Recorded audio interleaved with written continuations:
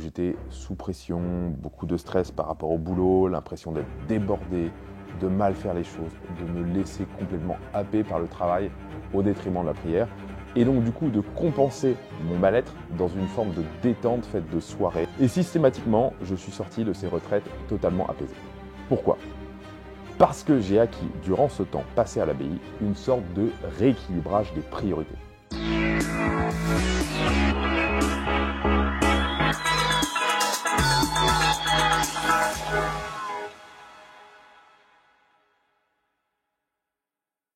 Bienvenue dans cette nouvelle vidéo YouTube. Je vais vous parler aujourd'hui des moines des monastères. Donc je sors d'une retraite de quelques jours à l'abbaye de Fontgombault. Cette retraite m'a tellement bouleversé que j'ai envie aussi de vous en parler pour vous inviter à faire comme moi, à faire une retraite. Alors, dans un premier temps, je vais vous parler de l'histoire des moines. Ensuite, je vous dirai pourquoi est-ce qu'il faut impérativement en 2025 faire une retraite dans un monastère.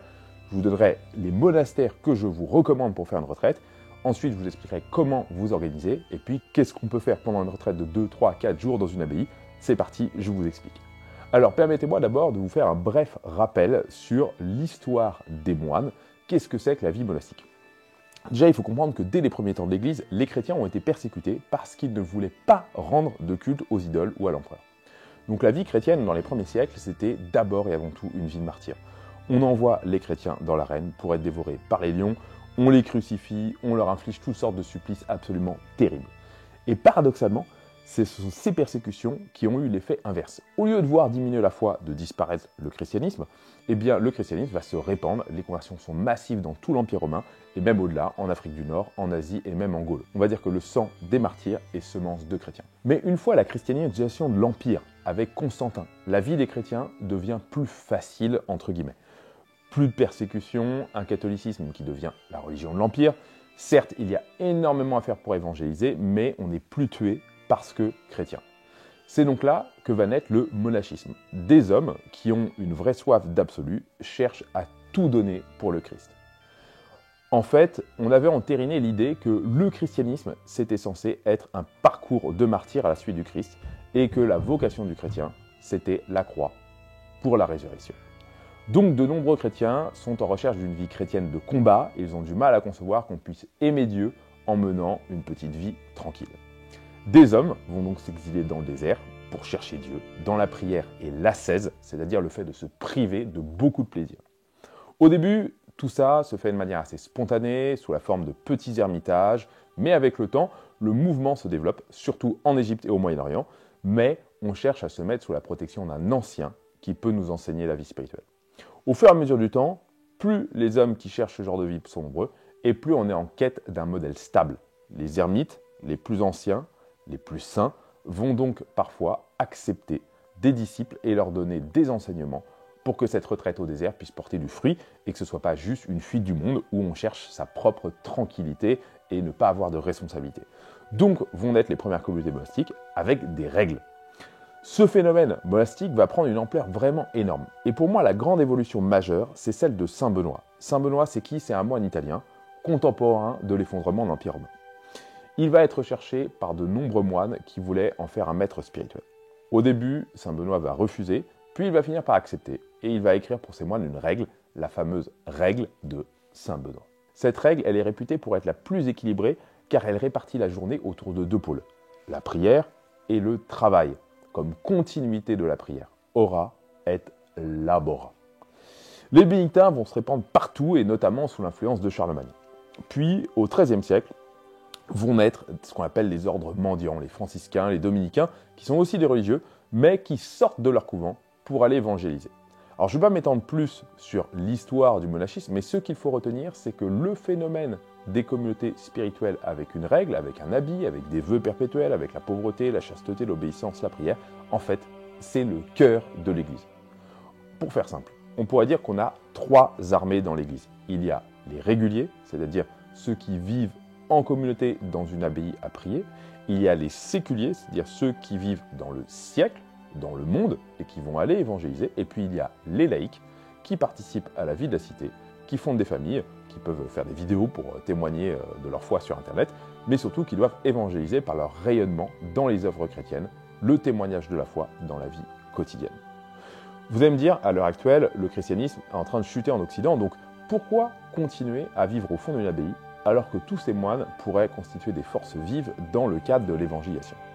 Mais c'est là, justement, qu'il faut se rappeler une chose importante, la force de la prière. Dieu veut des adorateurs perpétuels pour chanter sa gloire. Et cette prière est au moins aussi puissante que notre action, si ce n'est même sans doute plus. C'est le grand mystère spirituel de la communion des saints. Dieu a voulu des adorateurs en esprit et en vérité, et c'est là la grande mission des ordres contemplatifs, les bénédictins, les chartreux, le Carmel, les cisterciens, les trappistes, etc. L'âme de tout apostolat, c'est la prière. Mais donc, qu'est-ce que c'est qu'un monastère? Pour faire simple, un monastère, c'est une communauté qui vit d'abord pour la prière, ils ont une règle de vie, ils se donnent totalement à Dieu, et ils prient pour tous ceux qui ne prient pas ou qui ne prient pas assez, comme moi. Alors pourquoi faire une retraite dans un monastère en 2025? Est-ce que c'est vraiment utile? Est-ce que ce n'est pas une perte de temps? Un monastère, c'est d'abord une base arrière. C'est là qu'il y a dans l'Église le plus de sainteté, le plus de force spirituelle. C'est l'endroit où l'on vit la foi de la manière la plus radicale, c'est-à-dire en allant à la racine de l'Évangile. Encore une fois, ça ne veut pas dire que tous ceux qui ne vivent pas dans un monastère, qui ne sont pas des moines, sont de mauvais chrétiens. Ça veut simplement dire que c'est dans le monastère, dans la vie monastique, le point névralgique, là où sont les âmes les plus ardentes. Alors pendant ma retraite, je me suis amusé à essayer d'imaginer un peu le tempérament, la personnalité des moines, parce que vous savez, ils sont un peu austères, ils ont le crâne rasé ou une tonsure, un habit, on se croirait un peu au Moyen-Âge. À force d'y réfléchir, je me suis dit qu'un moine bénédictin, puisque c'était l'abbaye dans laquelle j'étais, c'était sans doute un homme profondément poétique. C'est-à-dire que dans la liturgie, dans la vie quotidienne des moines, tout est poétique. Il y a des génuflexions, il y a le lavement des mains, l'inclinaison au cœur, devant une statue de la Vierge, le chant grégorien. En fait, toute la vie est constituée de petits rituels. Et cette liturgie, je trouve, est absolument belle et joyeuse. Il y a vraiment comme une sorte de réenchantement du monde que je trouve profondément touchant à notre époque où on a chassé le mystère de l'existence. Alors pourquoi faire une retraite? Bien d'abord pour se mettre en contact avec des forces spirituelles, pour se rappeler qu'il y a des hommes qui donnent tout à Dieu et que ça marche depuis 2000 ans, et qu'ils sont heureux et qu'ils nous transmettent cette joie. À chaque fois que j'ai fait une retraite, ça coïncidait souvent avec des périodes où j'étais sous pression, beaucoup de stress par rapport au boulot, l'impression d'être débordé, de mal faire les choses, de me laisser complètement happer par le travail au détriment de la prière, et donc du coup de compenser mon mal-être dans une forme de détente faite de soirée, de décompression par la fête. Et systématiquement, je suis sorti de ces retraites totalement apaisé. Pourquoi? Parce que j'ai acquis, durant ce temps passé à l'abbaye, une sorte de rééquilibrage des priorités. Quand tu vois que des hommes prient 7 fois le jour et 1 fois la nuit, et qui travaillent humblement, qui mènent une existence spartiate, rustique dans la pauvreté, quand tu vois qu'ils sont heureux, qu'ils sont de plus en plus nombreux et qu'ils arrivent à construire, à rénover des monuments de chrétienté absolument sublimes, tu dis que tes problèmes sont absolument dérisoires. En fait, tu te dis que tu ne places pas les choses dans le bon ordre, que tu manques complètement de foi.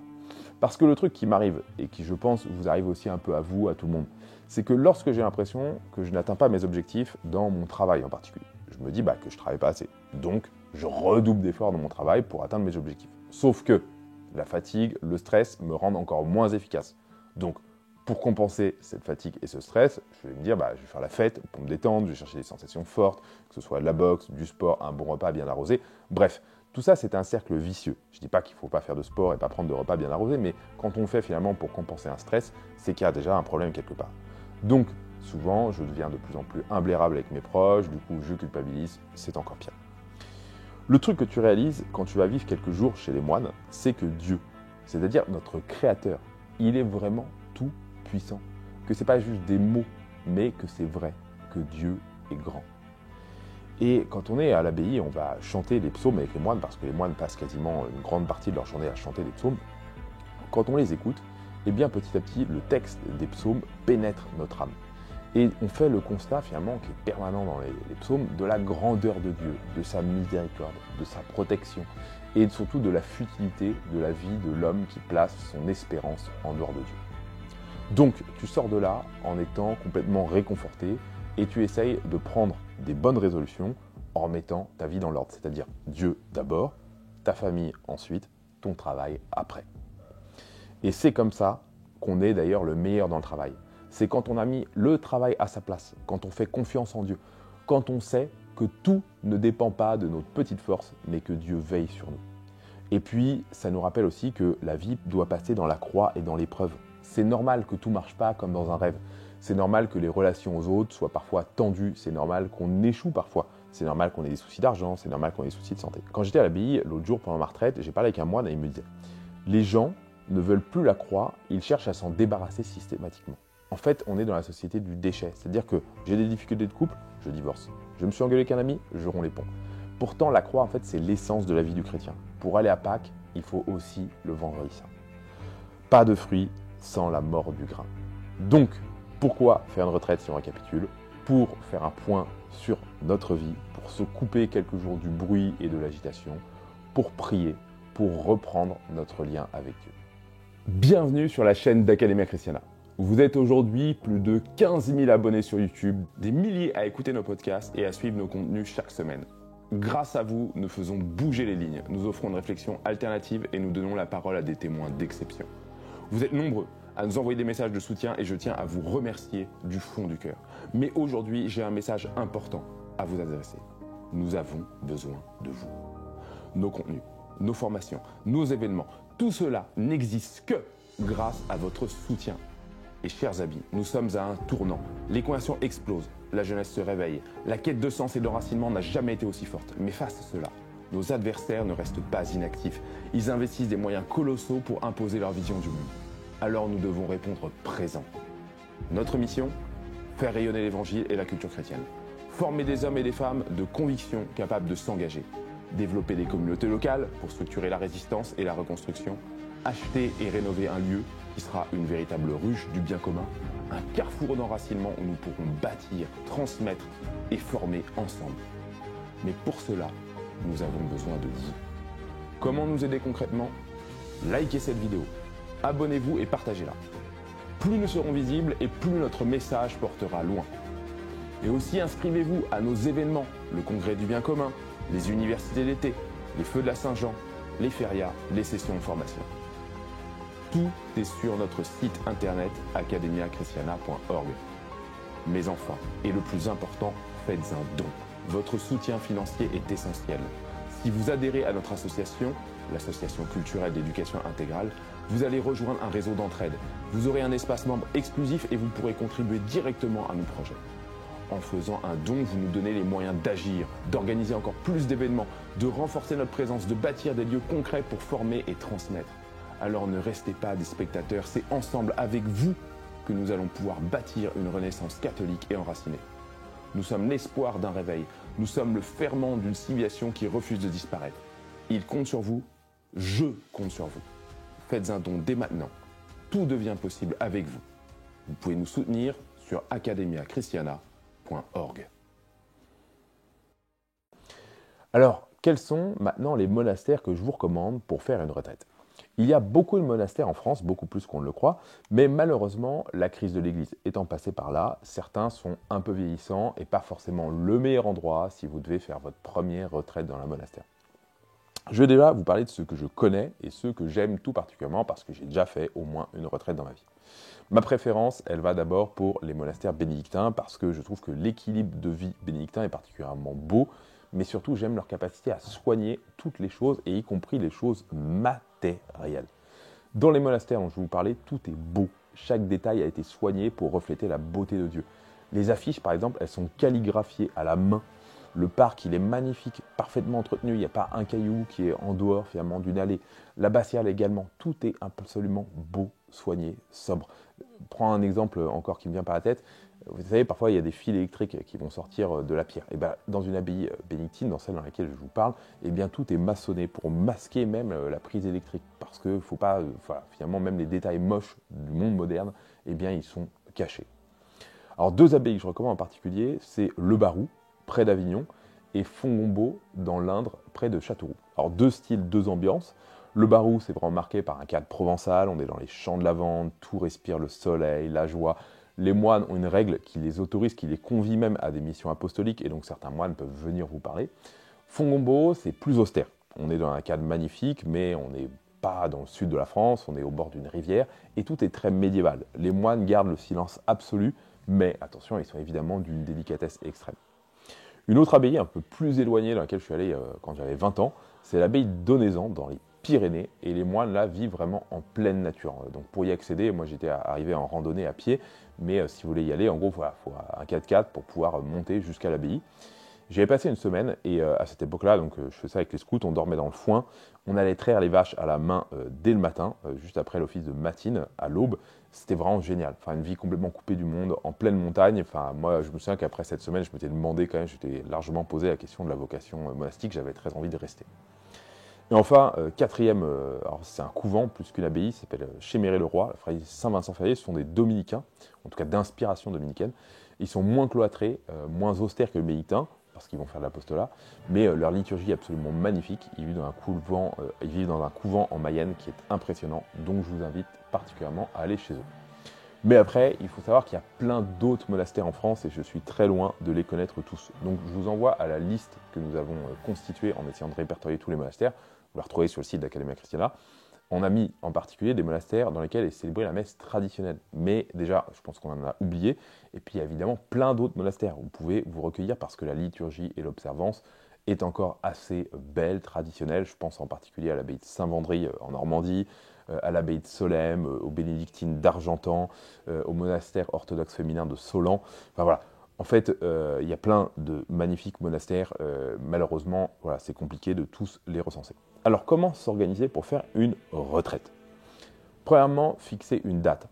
Parce que, en principe, en fait, dans une vie normale, vous n'avez pas un temps qui est prévu pour faire une retraite. Ça n'existe pas dans l'emploi du temps, le jour de libre pour les retraites. Donc, il faut forcer le destin, il faut prendre des jours de congé pour ça. Et je pense que le minimum, c'est 48 heures, si vous le pouvez. Prenez carrément une semaine. Ensuite, deuxième étape, c'est de contacter l'abbaye. Donc là, vous allez sur Google, vous tapez abbaye ou le nom de l'abbaye que vous cherchez, vous la trouvez, vous écrivez un mail donc, à l'abbaye, l'adresse de contact, souvent ça va être le père hôtelier qui va le recevoir, et vous demandez simplement, poliment, de faire un séjour pour une retraite. Alors pour le prix en fait, il n'y a jamais de prix affiché, il n'y a pas de prix obligatoire, les moines font feu de pauvreté, mais ils vivent justement de nos dons. Donc c'est normal de donner de l'argent quand on va faire une retraite. Donc ça, c'est à la discrétion de chacun. Ordre indicatif pour moi, c'est 10, 20, 30 euros par jour si vous pouvez. Et si vous ne pouvez pas, vous faites ce que vous pouvez, vous proposez de travailler avec les moines. Pas d'inquiétude pour ça, vous ne serez jamais rejeté d'une abbaye parce que vous n'avez pas pu donner d'argent. D'ailleurs, on ne vous demandera à aucun moment normalement de l'argent. C'est à vous de faire une petite enveloppe, de la mettre dans un tronc. Voilà. Alors, les moines n'ont pas forcément la possibilité de venir vous chercher en voiture à la gare le plus proche. Donc, c'est mieux, si vous avez une voiture, d'aller à l'abbaye en voiture. Et sinon, soit d'y aller à pied, soit de faire du stop. Généralement, par politesse, on se débrouille pour arriver pour les vêpres, c'est-à-dire avant le dîner ou le matin, mais ça ne se fait pas d'arriver quand les moines sont couchés, vous comprenez bien pourquoi. Alors qu'est-ce qu'on fait pendant une retraite? Déjà, vous avez 7 offices par jour, un office la nuit, donc ça occupe pas mal la journée. Si c'était difficile déjà de placer des jours pour faire votre retraite, que vous avez du travail à fournir, vous êtes obligé de le faire, prenez des tâches de préférence qui ne nécessitent pas de réseau. Comme ça, vous êtes vraiment déconnecté. Ça peut être de la lecture que vous devez faire pour le travail, de la relecture, de l'écriture, de la correction. Prévoyez aussi un bon livre. Prenez-le soit dans la bibliothèque des moines, à l'hôtellerie du monastère, ou prenez un livre spirituel en arrivant. Demandez aussi surtout à aller travailler avec les moines. C'est franchement de loin une expérience incontournable. Vous allez voir à quel point ces hommes ont retrouvé le sens du réel dans une vraie joie de vivre et souvent dans un cadre magnifique. Moi dans les abbayes, j'ai souvent travaillé la vigne, je travaille au bois, j'ai travaillé les vaches, mais les moines font mille autres choses. Ils font des confitures, ils font de la poterie, du pain, de la reliure, de la cuisine. Généralement, ils vous proposent à vous en tant qu'hôte des tâches assez faciles où il n'y a pas trop besoin d'une formation particulière, surtout besoin de bras, mais ça va dépendre finalement d'une abbaye à l'autre. Ensuite, il y a les repas. Et dans un monastère, on prend les repas en silence, en écoutant soit un passage à la règle de Saint-Benoît, soit une vie de saint, ou en tout cas un livre qu'on lit à table. Dans la règle de Saint-Benoît, le père abbé va vous laver les mains pour votre premier repas au monastère. C'est très touchant, parce qu'il vous accueille comme si vous étiez le Christ en personne. C'est vraiment, pour moi, un bel exemple de la tradition de l'hospitalité chrétienne. Généralement, dans les abbayes, rassurez-vous, on mange bien, même en carême. Moi, j'y étais pendant le carême, et donc on ne mange pas de viande, mais on mange des produits qui sont souvent produits à l'abbaye elle-même, donc des produits du potager. La cuisine est saine, elle est bonne, elle est servie en quantité pour les autres, et souvent, voilà, c'est fait des potages, des omelettes, des légumes, des gâteaux, des gratins. Mais chaque abbaye a finalement un petit peu sa gastronomie, ça va dépendre finalement du cuisinier du monastère, elle a un lien avec son terroir. Au Barou, par exemple, en Provence, vous avez de l'huile d'olive quasiment dans tous les plats, parce que les moines fabriquent, produisent leur propre huile d'olive. À Fontbeau, c'est plutôt du beurre. Entre le travail, les offices et les repas, il reste au final assez peu de temps. Personnellement, j'occupe ce temps pour lire ou pour me promener, sauf si j'ai du travail. Il m'est arrivé aussi de faire des rencontres pendant mes retraites, d'en profiter pour discuter avec d'autres retraitants.